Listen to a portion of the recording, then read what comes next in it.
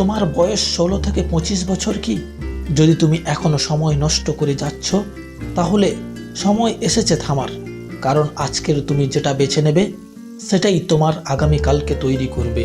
আমরা সবাই জানি এই বয়সটা জীবনের একেবারে গুরুত্বপূর্ণ সময়। এটা এমন একটা সময় যখন তুমি যা শেখো, যা করো, তার প্রভাব সারা জীবন থেকে যাবে। কিন্তু সমস্যাটা হলো, অনেকেই এই বয়সে মেয়েদের পিছনে দৌড়ানোর জন্য তাদের মূল্যবান সময় নষ্ট করে ফেলে। এটা খুব সহজেই আকর্ষণীয় মনে হয়, কিন্তু বাস্তবতা হলো শেষ পর্যন্ত না তারা তাদের ভালোবাসা পায়, না তারা একটি সফল ক্যারিয়ার তৈরি করতে পারে। তুমি যদি জীবনে বড় কিছু অর্জন করতে চাও, তাহলে প্রথমেই তোমাকে বুঝতে হবে সময়ের মূল্য কি। সময় এমন একটি সম্পদ যা একবার চলে গেলে আর ফিরে আসে না, আর তাই সময়কে সঠিকভাবে ব্যবহার করতে হবে। যদি তুমি এখনই মেয়েদের দিকে মনোযোগ না দিয়ে ভবিষ্যৎ গড়ার দিকে মনোযোগ দাও, তাহলে একদিন তুমি এমন অবস্থাতে পৌঁছবে যেখানে তোমার পছন্দের মানুষটিও তোমার জীবনে চলে আসবে, আর তোমার ক্যারিয়ারও তোমার হাতের মুঠোয় থাকবে। সারাদিন ঘুমিয়ে থেকে বা মেয়ের সাথে চ্যাটিং করে জীবনকে নষ্ট করার কোনো মানে নেই। এসব কাজ থেকে কিছুই পাওয়া যাবে না, বরং সময়ের অপচয় হয়। কিন্তু যদি তুমি সময়টাকে তোমার ক্যারিয়ার গঠনের জন্য ব্যয় করো, তাহলে তুমি জীবনে একদিন এমন কিছু করে দেখাবে যা অন্যরা শুধুই স্বপ্ন দেখে। আমরা যারা সফল মানুষদের কথা শুনি, তারা সবাই কিন্তু এক বাক্যে বলেন, সাফল্য সহজে আসে না। এই জন্য তোমাকে কঠোর পরিশ্রম করতে হবে, সূর্যের মতো জ্বলতে হবে, নিজের মধ্যে এমন কিছু গুণাবলী তৈরি করতে হবে যা তোমাকে অন্যদের থেকে আলাদা করে তুলবে। তুমি কি জানো, যারা জীবনে বড় কিছু করেছে তারা তাদের কাজে কমপক্ষে 10,000 ঘন্টা ব্যয় করেছে? ভাবতে অবাক লাগতে পারে, কিন্তু এটা সত্য। যদি তুমি প্রতিদিন 4 ঘন্টা করে 10 বছর ধরে কঠোর পরিশ্রম করো, তাহলে তুমি তোমার ক্ষেত্রে মাস্টার হয়ে যাবে। আজ থেকেই শুরু করো, কারণ আজকের এই ছোট ছোট পদক্ষেপগুলোই তোমার ভবিষ্যৎকে তৈরি করবে। এটা কখনো ভেবো না যে এখনো সময় আছে, পরে করব, কারণ এই ভাবনাই তোমার সবচেয়ে বড় শত্রু। সময় অপেক্ষা করে না, আর সময় একবার চলে গেলে তার ফিরে আসে না। আজকের যে সময়টা তুমি নষ্ট করছো তা আর ফিরে আসবে না।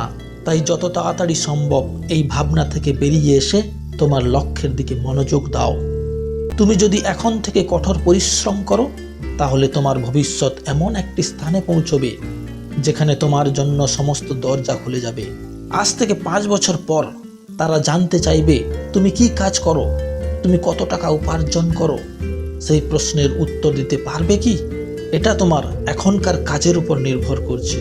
একটি বড় পরীক্ষা বা চাকরির প্রতিযোগিতার ক্ষেত্রে তুমি লক্ষাধিক মানুষের সাথে প্রতিযোগিতা করে যাচ্ছ, সেটা ভাবতে গিয়ে যেন তোমার মনোবল না কমে।